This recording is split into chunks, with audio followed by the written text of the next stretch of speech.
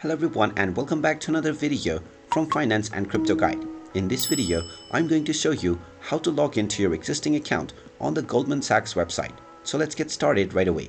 First of all, open up your web browser and then in the address bar type in goldmansachs.com and press enter. You will now be taken into the official Goldman Sachs website. Now from the home page, tap on the client login button at the top right corner and you will be asked to choose your site.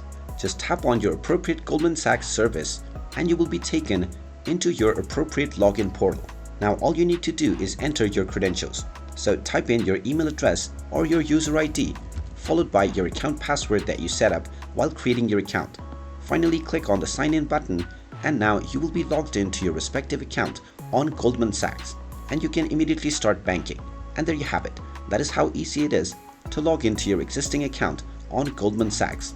If you find this video helpful, make sure you hit that like button and subscribe to our channel if you haven't done so already. Also ring that notification bell to never miss another update from us. Thank you for watching and I will see you again in the next video.